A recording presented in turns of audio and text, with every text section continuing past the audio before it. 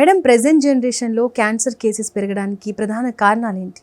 ఎక్కడ పోయినా కానీ, ఏ ఇంటికి వెళ్ళినా కానీ ఖచ్చితంగా ఒక క్యాన్సర్ పేషెంట్ వాళ్ళ ఫ్యామిలీలో కంపల్సరీ ఉంటారు. ఒకప్పుడు ఎక్కడో ఊర్లో ఒకరిద్దరు, ముగ్గురో, నలుగురో కనిపించేవాళ్ళు. ఈ కాలంలో చూస్తే ఖచ్చితంగా ప్రతి ఫ్యామిలీలో, అంటే ఇమ్మీడియట్ రిలేటివ్స్ కానీ, లేకపోతే first degree or second degree relatives.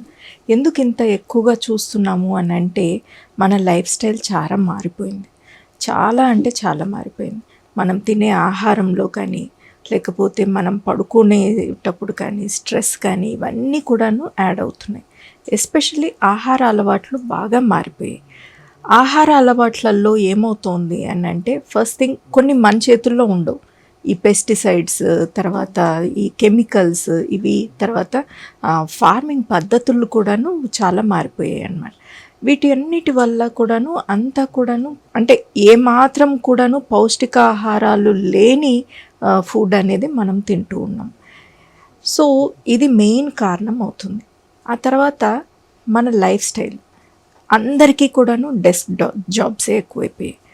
ఇది మామూలుగా సాఫ్ట్వేర్ ఇంజనీర్స్ అనే కాకుండా ఈవెన్ డాక్టర్స్లో కూడాను చాలామందికి చూస్తే కనుక, మేము కూడా ఒక్కొక్కసారి ఓపీలో కూర్చుంటే కనుక ఆల్మోస్ట్ 3-4 అవర్స్ అలా కంటిన్యూస్గా నడుస్తూనే ఉంటుంది ఓపీ. సర్జన్ చేస్తూ ఉన్నా కానీ నిల్చొని చేస్తున్నా ఒకటే చోట చేస్తూ కూర్చొని ఉంటారు. సో ఇంకా ఇప్పుడు రోబోటిక్ సర్జరీస్ వచ్చేసరికి వాళ్ళు కూర్చొనే చేస్తూ ఉంటారు. సో ఇలా అంటే బాడీలో కొంచెం కూడా మూమెంట్, కదలిక అనేది లేకపోవటం వల్ల ఆ బాడీ లైఫ్ స్టైల్ కూడా మారిపోయింది. ఆ తర్వాత ఉమెన్ కూడాను చాలా కెరియర్ ఓరియంటేషన్ తోటి పిల్లలు అనేది చాలా లేట్ స్టేజెస్లో, అంటే 35-40 ఇయర్స్ తర్వాత కూడాను ఫస్ట్ చైల్డ్ అనేది కంటున్నారు.